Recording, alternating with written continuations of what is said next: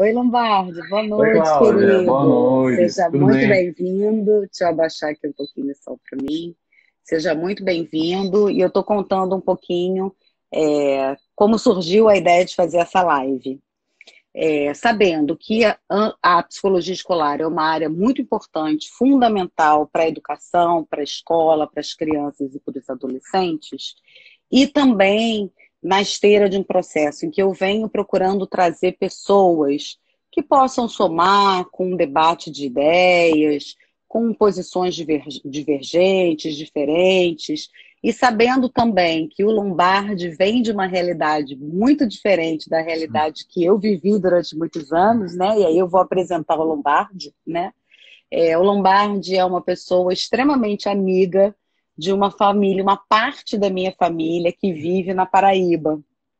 E agora, nesse movimento de fazer cursos online, de união, eu acho, né, mais do espaço geográfico em função das possibilidades do online, nós nos encontramos e eu achei uma felicidade enorme encontrar com ele. Ele, como eu, trabalha também com as áreas clínica e escolar, só que a minha experiência ela é toda construída em escolas privadas na rede do Rio de Janeiro.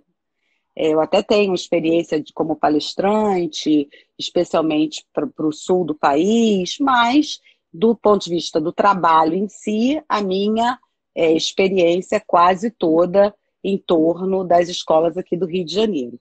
E o Lombardi, ele trabalha em duas cidades, que são cidades pequenas, ambas ficam entre João Pessoa e Campina Grande, São José dos Ramos bem no meio, acho que Itabaiana mais um pouquinho mais perto um pouquinho de Campina.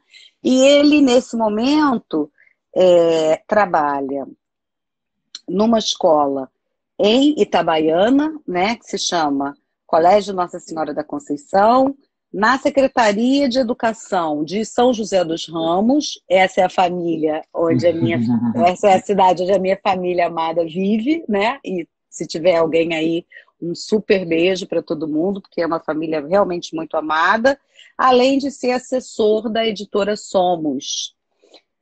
Então, eu vou iniciar pedindo que o Lombardi se apresente para a gente e que fale um pouquinho dessa experiência dele como psicólogo escolar, já que hoje a nossa discussão toda vai transitar em torno dessa área. Boa noite, Lombardi. Seja muito bem-vindo aqui na minha live. Boa noite, Cláudia. É um prazer estar aqui com você,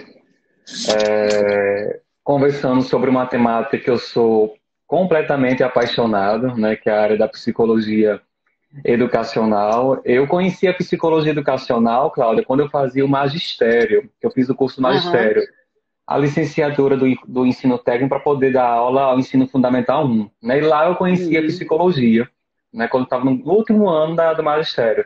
E eu pensei, nossa, é isso que eu quero para meu curso superior.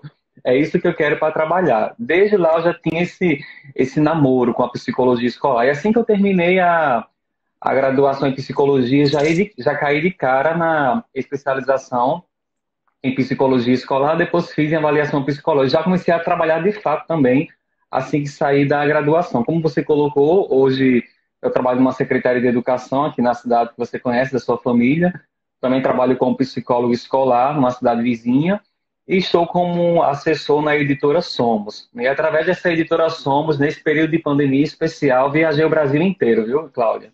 Já fui para o Rio de Janeiro dar uma palestra através da editora, para Rio Grande do Norte, para o Ceará. Estou viajando no Brasil aí Que em bom. decorrência dessa pandemia. É uma escola, eu esqueci o nome da escola, só sei que era Niterói, a cidade. Foi em Niterói. Aham. E eu passei um dia inteiro com a turma lá da escola do Niterói. Foi muito bacana o encontro com eles. A minha experiência não é só na área escolar, como você colocou, também na área clínica, né?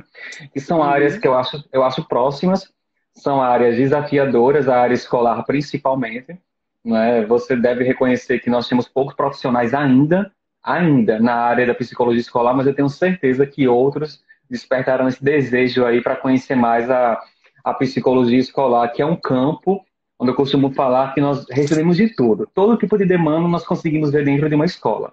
né? Que é o espaço onde a Uhum, criança, muitas vezes, o adolescente, o aluno, ele coloca para fora aquilo que não tem coragem para colocar em casa, né? E acaba tendo essa uhum. confiança em nós que somos papéis ali dentro do ambiente escolar.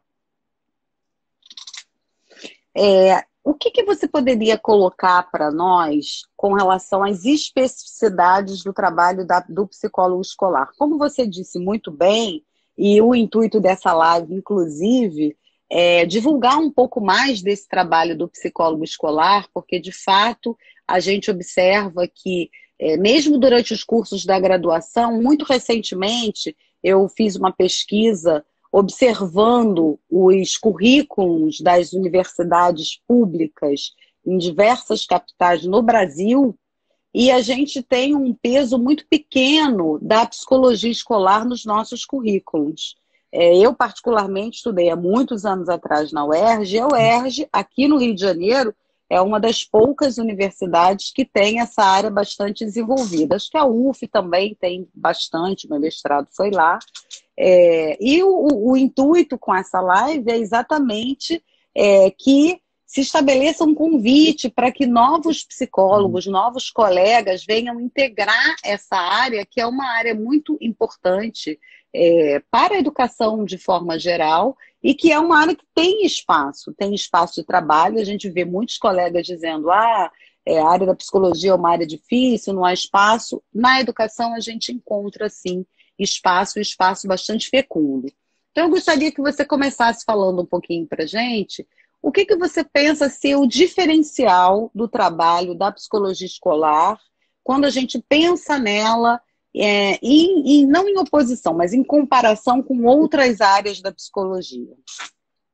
Olha só, Cláudia, eu vejo o trabalho da psicologia escolar como um trabalho extremamente preventivo, não é? E Uhum, muitas pessoas confundem, né, o trabalho do psicólogo escolar com o psicólogo clínico, algo desse tipo, com o psicoterapeuta que faz terapia, né?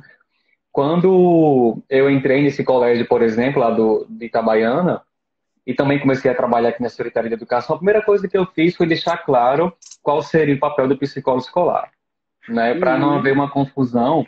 Por exemplo, nessa escola particular que eu trabalho em Itabaiana, existem muitos alunos que já fazem terapia, né?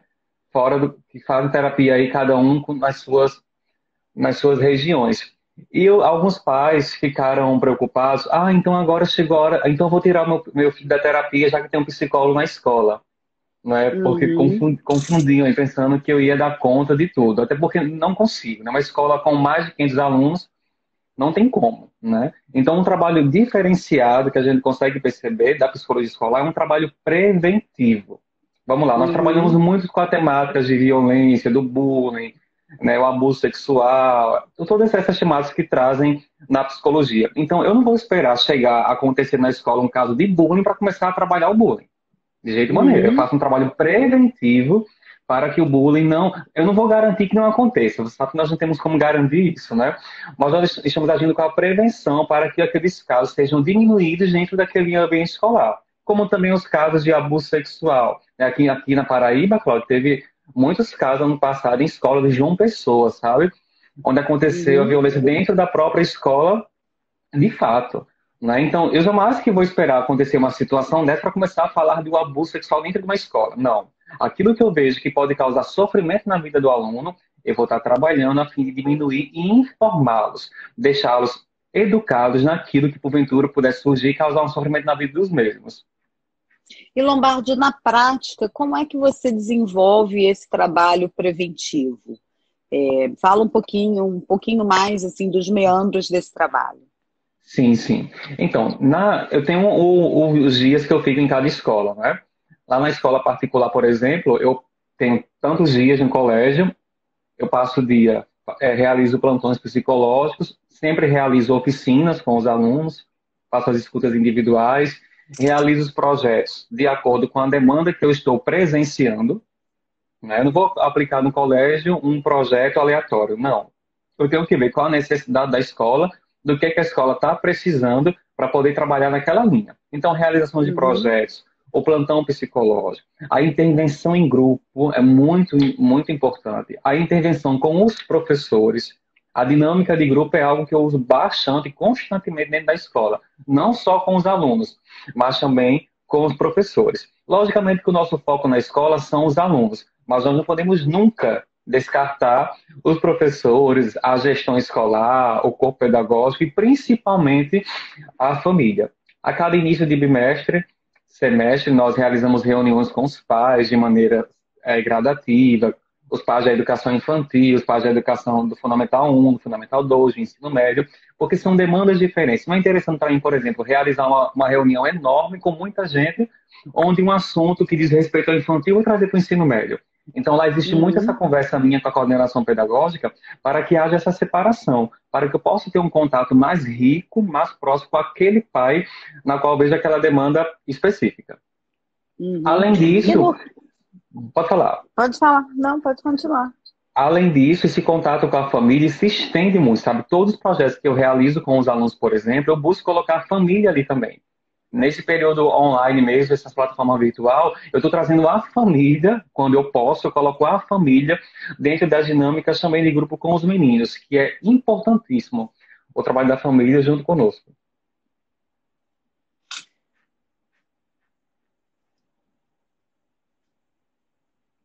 A Cristina, que está assistindo a nossa live, está fazendo uma pergunta interessante, que eu acho que esclarece um pouquinho para o público essa distinção. Eu gostaria que você respondesse e depois, se gostar, se quiser, eu complemento, né?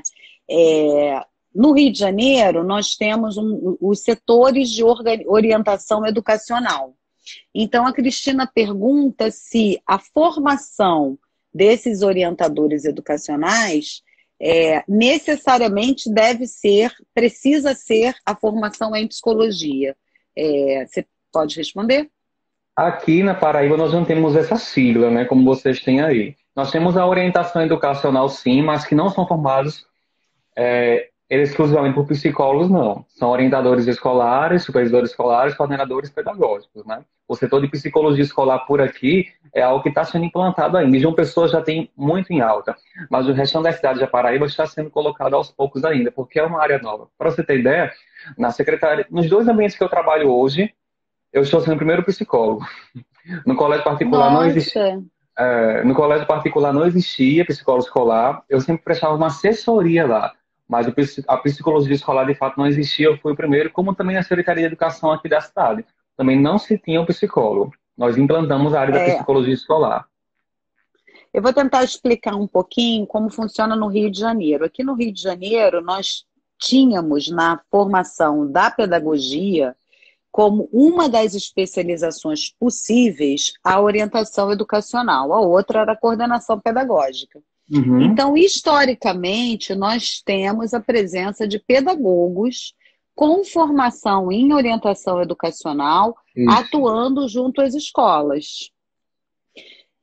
Com o passar do tempo e um certo retorno do psicólogo para o trabalho nas escolas, algumas escolas no Rio de Janeiro contratam ambas formações. Contratam o orientador educacional, que é pedagogo, e contratam o orientador educacional, que é psicólogo. Em geral, se você é orientador educacional, você faz uma formação em terapia de família, em psicopedagogia, que não são formações específicas da psicologia.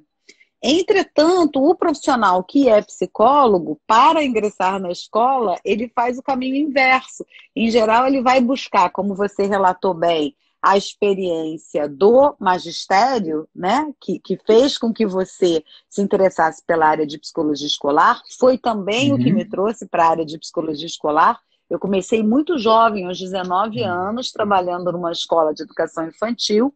E foi ali, ainda durante a época de estágio, que eu me dei conta de que eu tinha esse interesse, né, esse gosto, esse desejo de trabalhar na psicologia escolar. E desde então eu fiz o meu mestrado em educação de forma ampla, minha dissertação na área de psicologia escolar e venho atuando como psicóloga escolar nas escolas.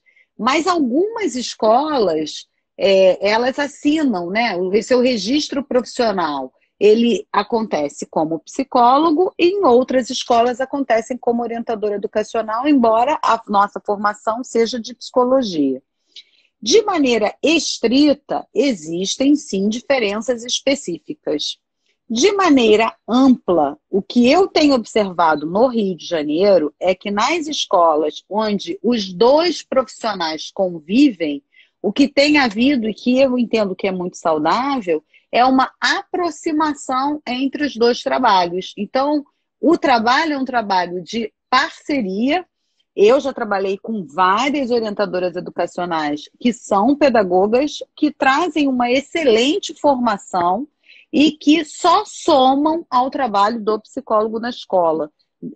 Eu, particularmente, não sou partidária de reserva de mercado para nenhuma das duas áreas. Eu acho que a grande questão é isso que você coloca, Lombardi. Essa palavra, que eu acho que é uma palavra muito importante, que é a palavra prevenção. Essa palavra eu entendo como sendo a palavra de ordem do nosso trabalho, atuando junto às escolas com as crianças e os adolescentes. Então, assim, não sei se eu consegui fazer essa distinção, depois eu vou dar uma olhadinha aqui. E tem Sim, várias sim. pessoas aqui te cumprimentando. Minha prima está aqui, Claudinha, minha prima homônima. Quando vocês virem uma Cláudia Gindre na Paraíba, é a minha prima homônima. Recebeu o mesmíssimo nome que eu, para minha felicidade, porque ela é uma pessoa maravilhosa. Lombardi, então agora eu gostaria que você falasse de um tema que hoje está muito em pauta e em foco, até em função da questão da pandemia, né? Como é que você vê a questão da saúde mental dos professores na educação, de forma geral, primeiramente, e aí depois a gente então passa a falar um pouquinho da pandemia. Olha só, Cláudia. É, a galera da saúde defende a bandeira ao extremo do pessoal da enfermagem nesse período de pandemia, não é? Que são profissionais que estão sendo fundamentais. Na educação, os professores eles estão lutando. Eu tiro o chapéu para todos os professores nos quais eu tive contato e pelo que eu percebo aí no Brasil inteiro, eles estão se esforçando. Os professores tiveram de se reinventar em tudo isso, né? E a saúde mental deles ficaram fragilizadas, né? A nossa saúde mental, de maneira geral, ela ficou fragilizada durante esse período de pandemia, mas a dos professores em especial, né? Porque tiveram que se reinventar nesse processo todo de pandemia, mas até antes da pandemia mesmo, eu sempre gostei de fazer leitura sobre a saúde mental do professor, né? O Uhum, professor ele passa por um processo independente de pandemia. O professor ele é cobrado, com isso ele se cobra, com isso ele cobra do aluno, né? E se não houver um equilíbrio aí, ele pode surgir com uma patologia, com algo, enfim, algo que pode causar um sofrimento maior. Então são peças fundamentais na psicologia escolar também. Todo psicólogo escolar uhum, deve ter esse olhar muito humano para a pessoa professor, né? Porque são peças fundamentais para que a escola de fato possa funcionar. Até porque eles trazem demandas pessoais de suas casas, tal. E o psicólogo escolar está ali para dar um certo apoio a ele, né?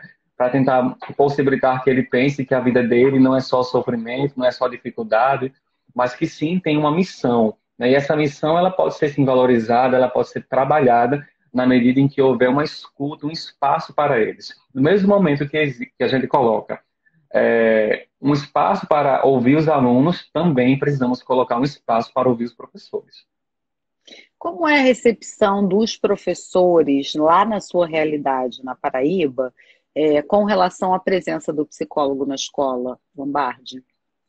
Olha só, Cláudia, eu costumo falar que eu sou muito atrevido, sabe? Eu sou, eu sou muito atrevido, eu sou muito de boa para ter relação com todo mundo, não é? E nos dois lugares que eu trabalho, eu sempre me impus desde o início, né? Sempre deixei claro o que eu estaria fazendo ali. E sempre tem uma resistência da parte de alguns. Isso aí, por onde eu for, por onde nós formos, vamos encontrar uma certa resistência de alguns professores. Alguns eu compreendo, porque não conhecem de fato a psicologia, pensam que eu vou estar ali para estar avaliando ele o tempo inteiro. Né? No caso, quando eu vejo que tem um aluno, que uma professora me traz, eu preciso que você avalie esse aluno, porque está me chamando a atenção. Aí, uma das escolas que eu trabalho tem câmera nas salas de aula, né? E aí, quando eu não olho na câmera, eu vou lá na sala, brinco com eles, fica aqui um pouquinho sentadinho, olhando a aula da tia também e tal.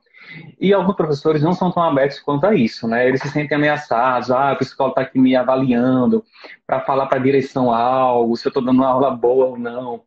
E eu sempre deixo bem claro, olha, faça de conta que eu não estou na sala de aula, eu não estou aqui para te avaliar, eu estou aqui para ajudar o teu aluno. Então, se eu ajudo o teu aluno, Uhum. eu também te ajudo, né? Eu vou por essa linha Sim. daí. Mas existe uma resistência, sim, de alguns professores, mas eu associo muito essa linha, sabe, Cláudia? Por alguns não conhecerem, de fato, a psicologia. Quando eu começo a falar sobre a minha atuação, sobre o meu papel, aí eu consigo perceber uma abertura maior deles. Eu sempre busco deixar isso claro. Uhum. Falei, olha, eu estou aqui como teu aliado. Não estou aqui como teu rival, eu estou aqui para te ajudar. Nós somos uma equipe. E com isso ele vai se desarmando, né? Ele vai se desarmando e vai entendendo que eu estou ali para ajudá-lo e não para ameaçá-lo. Uhum. A gente recebeu uma pergunta, então, assim, eu estou entendendo que é melhor nós irmos respondendo as perguntas na medida em que nós vamos recebendo, acho que fica mais dinâmico, e aí depois nós voltamos para essa questão dos professores e fazemos uma associação com a pandemia, tá bem? Lombardi, a Andrea também é psicóloga, trabalha numa instituição pública aqui no Rio de Janeiro, e ela pergunta como funciona o plantão psicológico nessas escolas onde você trabalha, lá na Paraíba. Ah, sim. Oi, André, boa noite. Olha só, eu tenho um organograma, eu tenho um cronograma de atuação, né? Eu tô, por exemplo, fico lá terça e quinta nessa escola particular que eu trabalho. Então, eu monto um projeto, assim, uma estrutura do mês. No mês de julho, eu vou usar uma terça-feira para fazer uma intervenção em turma tal, porque eu acho que aquela turma está precisando de mim. Faço essas intervenções. E, além disso, eu reservo, pronto, na segunda semana vai ser só plantão. Na outra semana, amanhã plantão, tarde intervenção. Eu sempre eu organizo o meu cronograma por uma questão escrita, faço um esquema lá na tabela, até para a coordenação pedagógica, que eu tenho um contato, e se deve ter. O psicólogo escolar ele deve ser assim, com a coordenação pedagógica, com a equipe pedagógica. Tem que estar assim. Uhum. Se o psicólogo escolar ficar, ele quer ficar aqui, distante da coordenação pedagógica, então ele não consegue, de fato, fazer a sua atuação. É preciso que haja uma comunicação assertiva, uma comunicação adulta, uma comunicação madura com a equipe pedagógica, para que assim possam entender os problemas da escola e resolvê-los juntos, né? Então, eu sempre, a coordenação pedagógica, como ela vai ter o meu calendário, né, de atuação, ela coloca os alunos lá do plantão baseado no calendário que eu disponibilizo para elas. Então, tem uma questão do Uhum. cronograma que eu faço, né? Eu não fico todos os dias de plantões, não. Eu falo para a coordenação, falei, ó, hoje eu vou estar de plantão, tá? Tal horário e tal. Se tiver alguma demanda, você me liga, que a gente manda lá para a sala e faz o atendimento. É por essa linha que eu organizo. Aham. E, na verdade, esses plantões psicológicos, eles não incluem aqueles agendamentos que você faz previamente. Os agendamentos estão no conjunto do seu trabalho ordinário, é isso? Também, também. Até porque o meu plantão psicológico, hoje, a maioria dos alunos, eles procuram de maneira espontânea. Sabe, Uhum. Cláudia? É muito espontânea a procura dos alunos para conversar comigo. Não necessariamente a indicação da coordenação pedagógica. Na minha atuação hoje, a minha realidade, a maioria que vem para o plantão vem de maneira espontânea. Aí eles entram em contato com a coordenação e falam, eu quero conversar com um psicólogo e tal. E a gente faz. Eu não deixo um agendamento no sentido, olha, você vai ser atendido dia 20 de março. Não. Eu tento organizar. Só hoje eu tenho vaga para a semana que vem. Vou por essa linha daí. Essa espontaneidade comigo funciona. Aham. Mas agora sim, É, Cláudia, vai depender muito da dinâmica da escola que você faz parte. Se é uma escola muito grande, então tem que ter um cronograma assim, mais organizadinho, né? E sempre priorizar as demandas maiores. Até porque também tem que pensar o que é demanda maior, que seria uma urgência de fato dentro de uma escola, né? a Lilian, que é a nossa colega psicóloga, boa noite, Lilian, seja bem-vinda.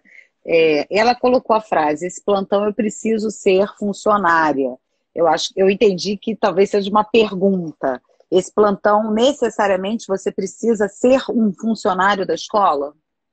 Não, até porque antes de eu ser psicólogo escolar lá, eu era psicólogo, prestava uma assessoria a essa Sim. escola e a outras, né? E eu tinha um plantão psicológico, né? Eu não era Aham. funcionário da escola, não. E hoje o campo da psicologia escolar propicia justamente isso. Você ir para muitas escolas, realizar plantões, fazer intervenções e sem ser necessário, de fato, ser um funcionário daquela instituição. Vai depender muito do acordo e da conversa que existe entre você e a gestão administrativa, né? Aham. Tem uma. A Lilian agora colocou a interrogação.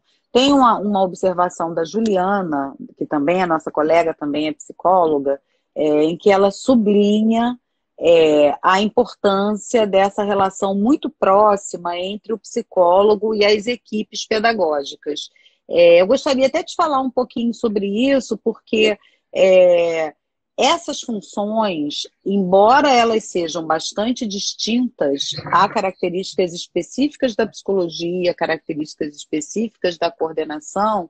De fato, eu costumo brincar que são casamentos, né? Que é somente na interação com esses profissionais que o seu trabalho fica viabilizado. Aí eu volto um pouquinho para a questão dos professores. E quando eu trago essa pergunta, Lombardi, eu vou falar um pouquinho da realidade aqui do Rio de Janeiro, né? Por ter uma proximidade muito grande, pelos anos de experiência, e uma proximidade muito grande com um grupo expressivo de professores em várias escolas, eu vejo que cada vez mais a figura do professor é uma figura muito tensionada. Por quê? Por um lado, ele tem sido cobrado de exercer funções e dar conta de aspectos educacionais dos seus alunos, que numa educação mais tradicional ou em anos anteriores, ficava muito a cargo da família. Entretanto, a própria realidade da nova configuração das famílias tem solicitado, demandado desses professores que eles abracem outros aspectos da educação dos seus alunos. Então, isso causa uma pressão. Por outro lado, a gente tem um conjunto de escolas que trabalha com critérios de produtividade que exigem, né, que o trabalho do professor siga alguns critérios de competência técnica. Só que isso, diante de um grupo, né, diante de uma realidade, uma vivência coletiva, grupal, às vezes dificulta a vida desse professor do ponto de vista emocional. É claro que competência técnica todos nós precisamos ter, né? Mas eu me refiro mais especificamente às questões de pressão. Isso, como você falou bem, antes da pandemia. Então, eu até reforço essa fala da Juliana, quando ela diz, né, que essa parceria com a equipe pedagógica é fundamental. De fato, a parceria com todos os atores que habitam a escola é fundamental. Como você falou, essa demanda espontânea dos alunos, ela cresce cada vez que nós nos apresentamos como alternativa profissional e de escuta e de acolhida para eles, né? E do mesmo modo, os professores, eles também precisam estabelecer com os psicólogos essa relação de parceria e confiança, como você disse muito bem, para que ele não se sinta perseguido, para que ele não se sinta questionado, interpelado na sua ação e vigiado, controlado. Porque também hoje a gente tem uma situação muito diferente com relação às crianças e os adolescentes. Nós temos uma geração de crianças e adolescentes que eu costumo dizer que se transformou muito com o passar do tempo, especialmente em função dos usos das mídias digitais, da internet e da velocidade da comunicação, que é desafiante para esse professor que está há anos exercendo aí o seu papel na sala de aula. Agora eu gostaria que a gente falasse um pouquinho da questão da pandemia. Como é que você tem visto na sua realidade essa questão da saúde mental interferindo tanto nos professores, quanto na equipe de gestão, quanto nos alunos e famílias? E aí eu gostaria que você falasse de fato de cada um desses atores nesse processo de pandemia. Uhum. Olha, eu costumo falar, Cláudia, que a pessoa que abre a boca e diz que está tudo bem no período da pandemia, essa pessoa não é desse planeta, não é? Verdade. A pessoa que fala que está tudo bem, ela não é do planeta Terra, porque de fato a pandemia mexeu e está mexendo com todos nós. Ou aqui na Paraíba, nós estamos, a coisa está melhorando, graças a Deus, melhorou bastante já, né? Muitas coisas já voltaram, tudo voltou menos as escolas. As escolas aqui não voltaram ainda. Mas a saúde Estão mental todas do fechadas ainda? aqui Uhum, estão, todas estão fechadas, né? uhum. Eles estão apenas na aula, não funciona o administrativo de cada escola, mas a aula mesmo lá não tá acontecendo não. Então a saúde mental de todo mundo, em especial dos professores, como eles tiveram que se reinventar, onde eu trabalho como no setor público principalmente, muitos professores não tinham esse manejo com o virtual, sabe? Passaram por uma dificuldade muito grande, né? Porque a escola veio para dentro de casa, né? A escola agora está dentro de casa. Eles saíam para trabalhar e agora trabalham dentro de casa. Então eu percebo muito a questão do esgotamento, a questão do estresse, a questão da autocobrança, porque o próprio professor ele começa a se cobrar, será que ele está dando conta? Será que está fazendo certo? Será que ele está seguindo essa nova modalidade de ensino, né? Porque nunca foi pensado uma educação básica à distância, né? De como está acontecendo hoje, né? Então, tudo isso pesa muito para eles nesse sentido, de ter que dar aula, e às vezes fica naquela incerteza que a turma não participa como antes. Tem os que participam, né? Tem bastante, mas também em termo proporcional diminuiu muito, né? E eles ficam com aquela cobrança, será que minha aula não está sendo legal? Por isso que não estão aqui assistindo, veio todo mundo calado, lá no chat mudo, né? Na plataforma. Então, essa cobrança deles, por isso a importância de nós, enquanto psicólogos da escola, trabalhar com o professor, em especial nesse período de pandemia, para que ele possa entender que ele não é a Mulher Maravilha, que ele não é o super-homem, não é que ele não vai dar conta de tudo, porque nem tudo depende dele, muitas coisas fogem da alçada dele, tá? Para a gente poder trabalhar esse processo de resiliência neles também. Quando ele começa a entender isso, aí ele começa a respirar mais.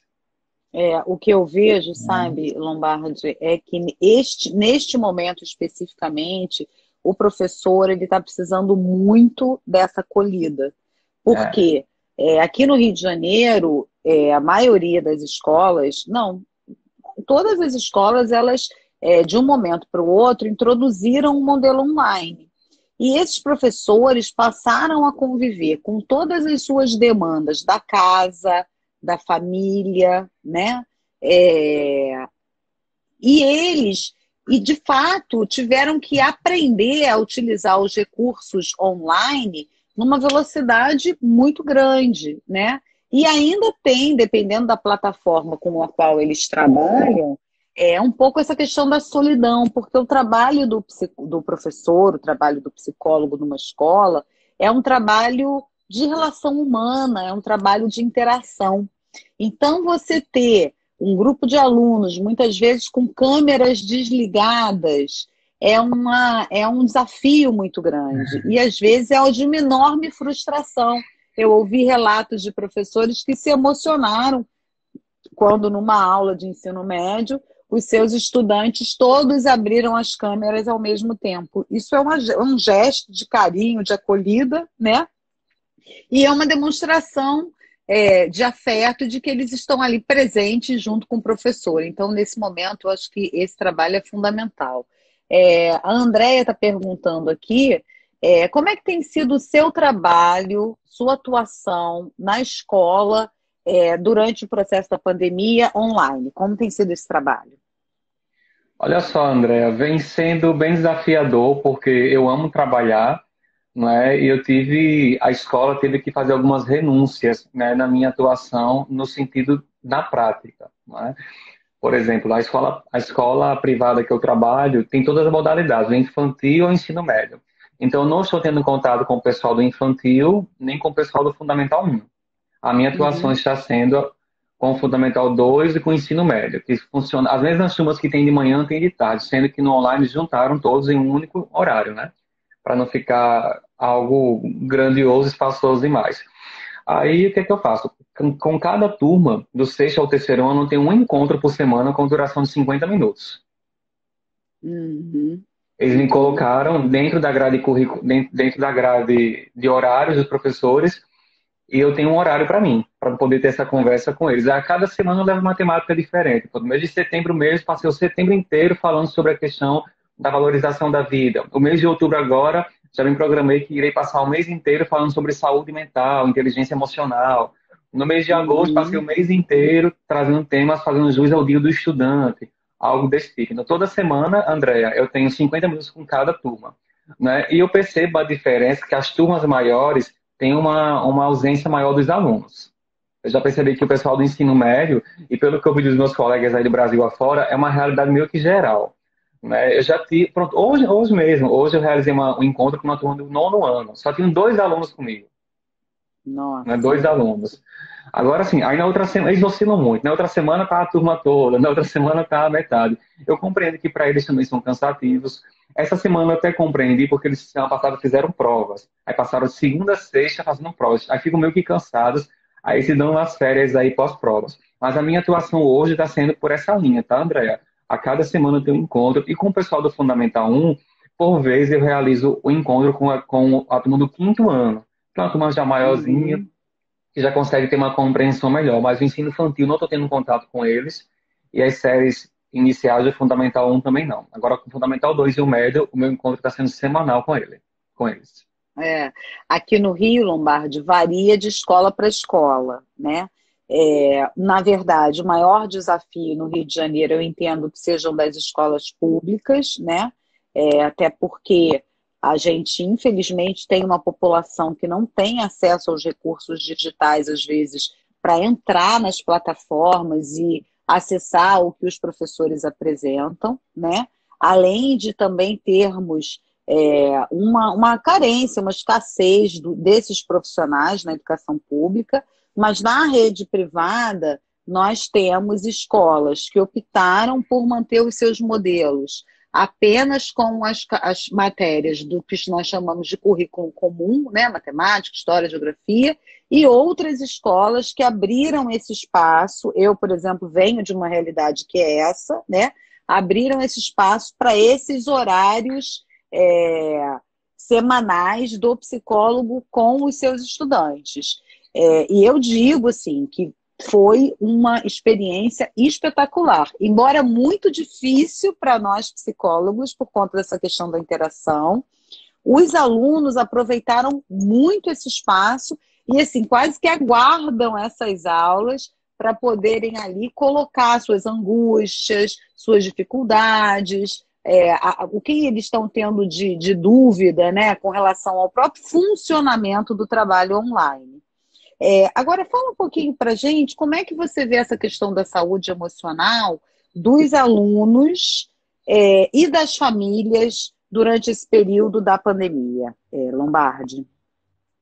Olha só, os alunos, de maneira inicial, eles tiveram problemas quanto a essa adaptação, né? Eles ficaram preocupados, em especial os alunos do terceiro ano do ensino médio, né? Que é o último ano aí na educação básica para ingressar na educação superior. Eles ficaram Uhum, muito preocupados se iriam prejudicar na questão do Enem, se não iriam. Aí teve toda aquela questão. Não vai ter formatura, não vai ter festa, não vai ter aula da saudade, não vai ter isso. Nossa, eles ficaram muito preocupados. E para você ter ideia, nessa escola que eu trabalho, nós tivemos que fazer uma reunião presencial com eles, porque nós uhum, sentimos pela plataforma que eles estavam muito distantes, muitos mesmo. uhum, E aí dividimos mais de um dia, fizemos reuniões com 10 alunos. Separamos um pátio inteiro e fizemos as reuniões. E nós preparamos algo para falar, mas eles falaram a tarde inteira, né? Colocaram para fora o que estavam sentindo, mediante a isso, que estavam preocupados, que eles queriam estudar, que eles queriam. Eles clamavam, vejam aí alguma forma de pelo menos só o terceiro ano estudar. E nós falávamos, não, nós não podemos colocar vocês dentro de uma escola sem o respaldo das autoridades. Não podemos fazer isso, uhum. né? Porque qualquer coisa nós podemos responder por isso. E aí, os alunos, eles ficaram bastante estressados no início da pandemia, bastante mesmo. Agora, eu já estou sentindo que eles estão mais equilibrados, eles já entenderam a situação, como também a família. As famílias ficaram muito preocupadas com como ajudar o filho em casa. Os pais têm que trabalhar e o filho fica em casa com a babá, com a avó, com a avó, com o tio. E o aluno não quer estudar, o aluno não quer fazer a atividade, então ficou todo mundo muito estressado, né? Então essa Uhum. atuação, para você, por isso que eu te falei, nesse período de pandemia eu viajei o Brasil inteiro justamente falando sobre saúde emocional. As escolas que eu fui do Rio Então, Grande do Norte, aí do Rio do Ceará, foi totalmente voltada com os alunos para a questão da saúde emocional. E eles falaram muito. O que eu gostei dessas intervenções foi que eles não fugiam do assunto. Não falavam sim. coisas paralelas, porque eles aproveitavam para colocar para fora o que estavam pensando. Eu estou estressado, estou ansioso, eu estou com medo, eu estou nervoso. E aí, quando a gente escuta, que a gente faz a intervenção logo em seguida, aí eles vão amenizando porque vão entendendo que as situações não dependem exclusivamente deles, né? Mas a saúde emocional foi bem atacada dos alunos em especial, mas também da família por não saber lidar com esse filho dentro de casa, né? E como é que você vê nesse momento, Lombardi, esses alunos da terceira série do ensino médio? Porque, assim, nesse conjunto dos estudantes, eu concordo que esses são alunos que têm uma angústia especial, né? Até por conta de todos esses rituais que se passa pela terceira série do ensino médio, que são rituais de despedida da escola, e muitos deles passaram a vida inteira na mesma escola, né? Assim, acredito que a maioria, né, se não a vida inteira, a maior parte da sua vida. E agora estão ingressando numa realidade que é uma realidade desconhecida, né? Agora, entrando em outubro, como é que estão esses jovens aí do que você tem contato? Olha só, Cláudia, infelizmente eu já ouvi de jovens que meio que abandonaram o barco dos estudos para o Enem. Isso aí é uma realidade que eu já ouvi, já tinha escutado de colegas de outras cidades, mas me doeu quando eu ouvi de um aluno meu aluno do colégio, ao ponto de falar, não, Lombardi, eu não tem como, eu não consigo, não tem como eu ir. A gente tenta ajudar, mas a crença acaba sendo tão forte que tem um poder muito grandioso ao ponto de fato, dominar naquele momento o pensamento do aluno, que é não tentar, né? Mas nós temos muitos alunos que estão se esforçando, que estão tentando, que montaram um cronograma, que montaram rotina, que estão se dedicando e se batem no peito e falam, estou preparadíssimo para fazer o Enem. Ele está vindo Uhum. aí, mas eu estou com tudo, estou com força e gás. Mas, de maneira geral, houve uma queda muito grande na força de vontade de alguns, daquele desejo, né, de quando começaram o ano, mas é uma realidade geral, que infelizmente é uma consequência aí da pandemia.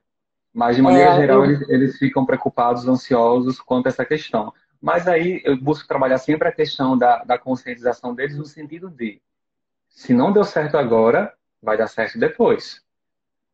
Uhum, uhum.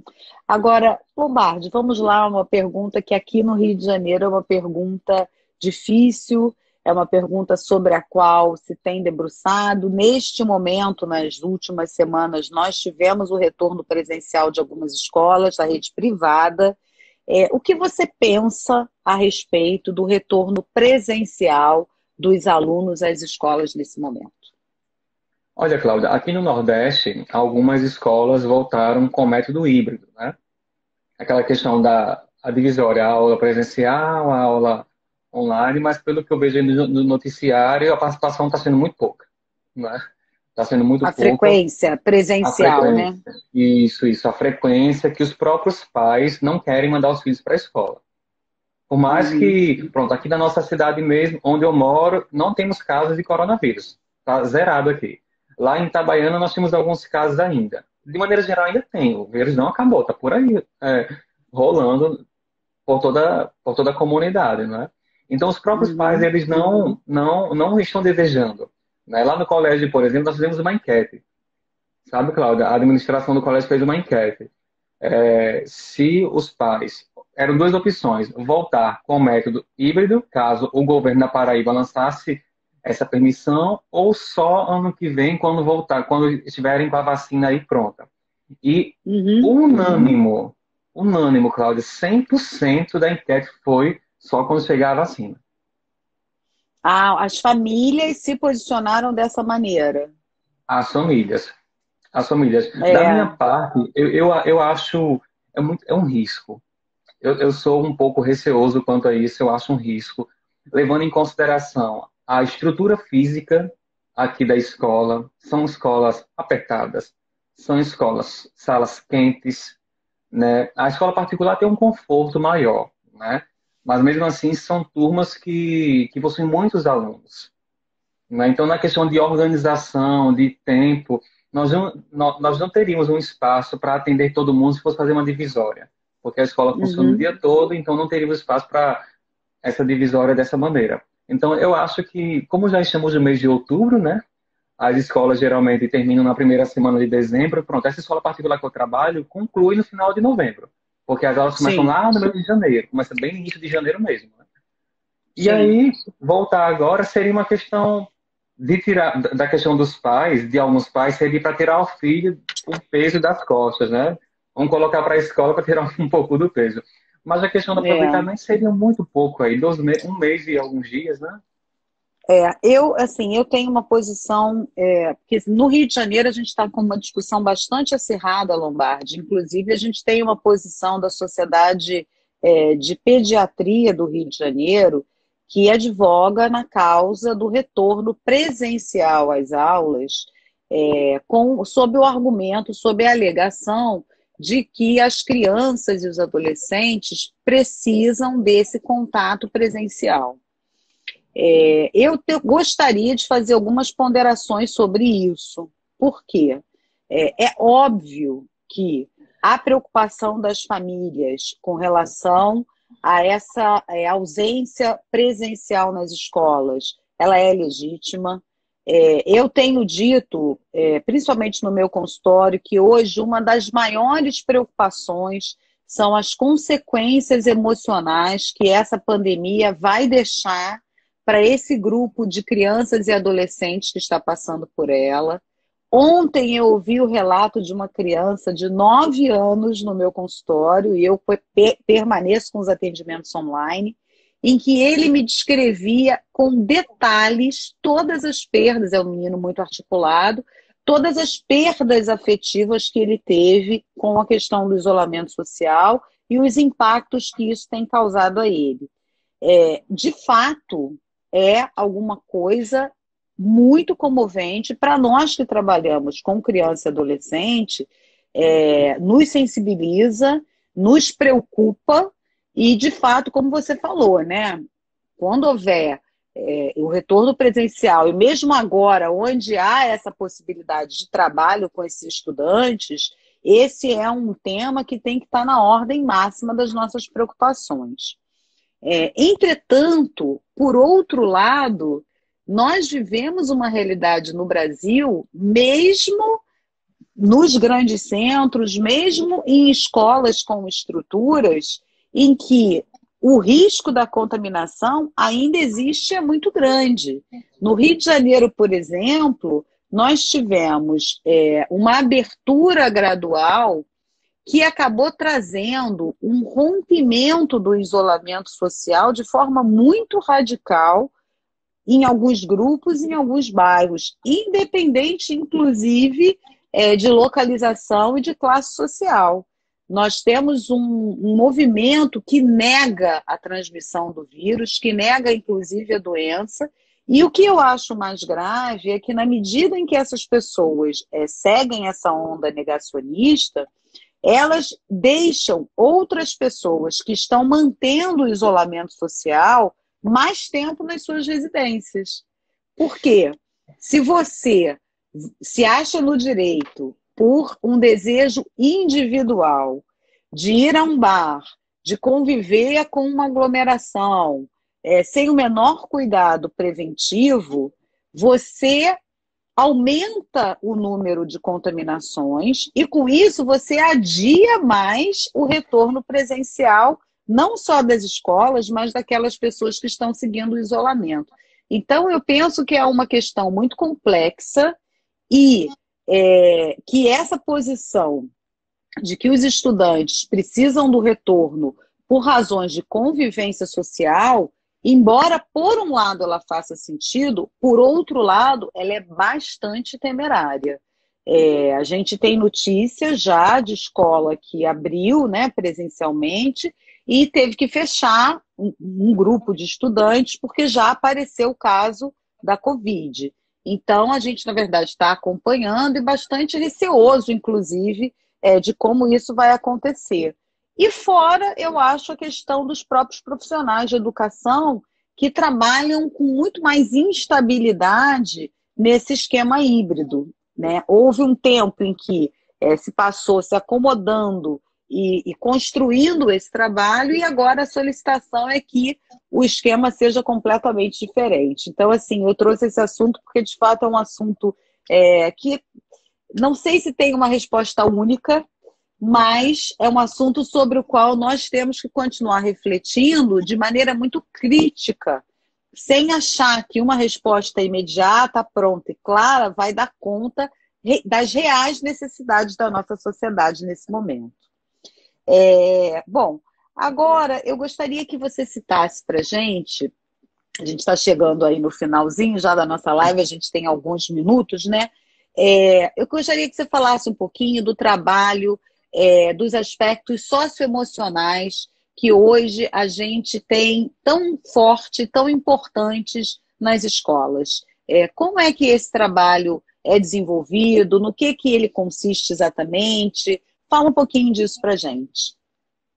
Então, através da modalidade online, eu consigo trabalhar essas competências socioemocionais, né, sendo que de maneira adaptativa, né? Eu realizo por exemplo, eu consigo realizar tranquilamente uma dinâmica de grupo através da modalidade online. Logicamente, com uma turma que se tem uma maturidade para isso, para entender, né, para fazer toda uma divisória, que seria temática para outra live, para a gente falar sobre isso. Mas as competências socioemocionais, de maneira geral, nós conseguimos... Todos os encontros que eu faço, Cláudia, são baseados nelas. Nas competências que a BNCC se coloca para a gente, por exemplo, como instrução, como o intermédio, como a técnica, como algo para nos orientar, né, para poder fazer a nossa atuação dentro da escola. Mas eu levo muito essa consistência na realidade que eu tenho, né? Nós temos que trabalhar, enquanto psicólogos escolares, com o que nós temos. Eu não posso trabalhar algo que eu não tenho ali na escola. Eu tenho que fazer esse mapa de leitura total para ver qual competência ali precisa ser trabalhada, precisa ser estimulada, precisa ser colocada, precisa ser ensinada, né, para os nossos alunos.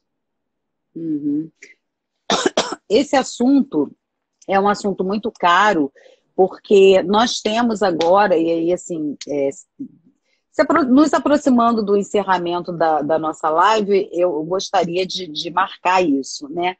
Nós tivemos no ano passado a aprovação de uma lei que inclui pelo menos um psicólogo e um assistente social em todas as escolas da educação básica na rede pública do Brasil.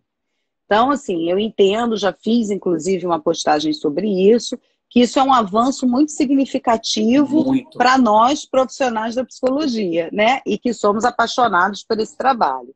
E aí, agora, no dia 26 de agosto, inclusive véspera do Dia do Psicólogo, que aconteceu no dia 27 de agosto, nós tivemos a aprovação do Fundo, o Fundeb, Fundo de Desenvolvimento para os Educadores do Brasil, pelo Senado. E isso, na verdade, veio como fomento, como força, como ganho de força para a possibilidade de entrada desse psicólogo na escola, né? Isso porque toda a nossa base curricular atual, inclusive os projetos do novo ensino médio, eles falam da importância da escola hoje, não só trabalhar com os conteúdos clássicos, e eu entendo que uma coisa não exclui a outra, né? Eu sou fruto da escola pública, sou filha da escola pública, e digo que foi graças aos conteúdos que foram trabalhados comigo que eu pude, inclusive, ter um trajeto de vida, um trajeto profissional, que me permita ter uma atuação mais cidadã de forma geral, né? Então, todo esse conjunto de leis, né, e de textos, eles vêm embasando a importância de que nós trabalhemos com as crianças e os adolescentes, não somente as competências que vêm dos conteúdos do currículo comum, mas também as competências de relacionamento, as competências cognitivas, a metacognição, como ele aprende, como ele tem acesso ao conhecimento, como ele ganha autonomia na sua metodologia de estudos. E nesse sentido eu quis que você falasse um pouquinho sobre isso. Eu acho sim que é uma outra live, quem sabe a gente agenda aí essa outra live, né, Lombardi? E eu sei que você faz esse trabalho, que é bastante interessante, mas assim, eu gostaria de pontuar, né, para as pessoas que estão aqui nos assistindo, da importância de nós construirmos e nos articularmos em projetos dentro das escolas, exatamente reforçando esses aspectos. Bom, eu gostaria de agradecer muito a presença de todo mundo e queria pedir que você deixasse uma mensagem final aí para todos nós. A gente está aí a 2 minutos de encerrar, então muito rapidinho, senão a gente é cortado aí pelo Instagram. Ah, que legal, Cláudio. Eu queria agradecer a você primeiramente pelo convite, tá? Foi muito bom estar com você nesse momento, conversando sobre uma área que nós somos apaixonados, né? Dá para perceber o quanto você também ama essa área Muito. educacional, o jeito que você fala, a leveza que você traz o assunto é encantadora e estimulante, né? Não só para mim, mas eu tenho certeza para todos que assistiram aqui. Então, todos vocês que nos Aham. assistiram, vocês que estão aí, que são psicólogos, você que é pai, que é mãe, que tem um contato, valorize a escola. A valorização da escola, ela deve existir nesse momento mais do que nunca. Valorize o que você tem, valorize o que você é, valorize o seu conhecimento, valorize a sua inteligência, valorize a sua atuação. Você não tem nada a perder valorizando. Em meio a um processo de dificuldades que estamos vivenciando, mas a gratidão ela ainda deve permanecer. Que a gratidão nos Uhum. livra de muitos sentimentos que porventura podem causar um sofrimento maior. Então, a mensagem para mim hoje, para você que está nos assistindo, que nos assistiu, seja grato pelo que você tem. Valorize aquilo que você tem, aquilo que você é. E eu sou muito grata pela sua presença, Lombardi. Foi uma honra e uma alegria te receber. Uma honra e uma alegria receber colegas que trabalham com educação e são tão engajados. Boa noite e muito, muito, muito obrigada pela presença. Por Beijo para nada, Cláudio. vocês. Beijão. Tchau, tchau.